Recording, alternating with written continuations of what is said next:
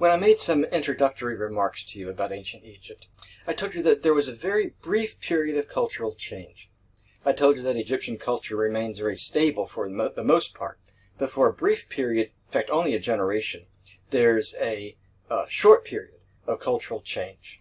And you'll remember that I told you that this was largely a function of geography, that for the first, maybe 3,500 years of the Egyptian story, beginning back in the Neolithic period, that it had been fairly isolated from the rest of the world.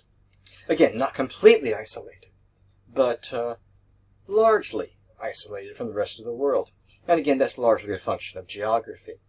You'll remember that we looked at some Egyptian wall painting, and didn't make fun of it, but just pointed out to you the Egyptianness of the painting.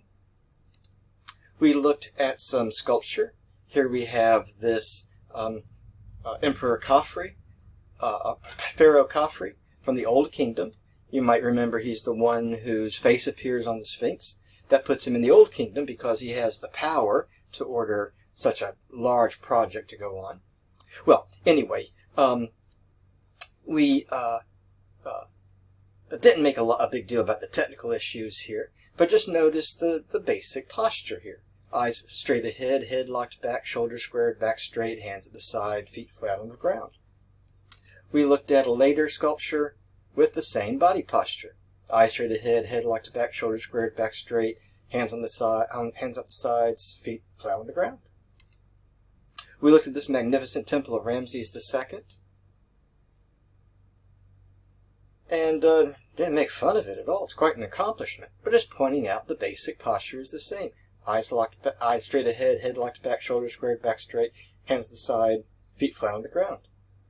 But for a very brief period of time, the Egyptian arts will reflect something very different going on. For a very brief period of time, only a generation, even the visual arts will change. And we see things like this. A picture of a husband and a wife, and looks like 3 children, in a much more living room sort of situation. Much more fluid. They aren't sitting there doing this thing to each other, you see. They're not talking to each other like this. But it looks like a kind of a normal living room setting.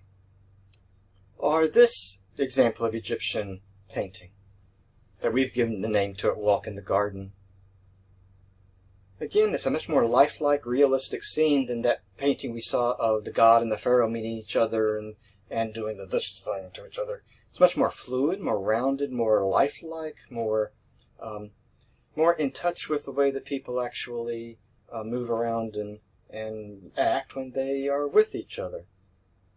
Or in sculpture, we might look at this bust of Queen Nefertiti. All these pieces, you might have noticed, are from roughly the same time period, roughly 1350 BC.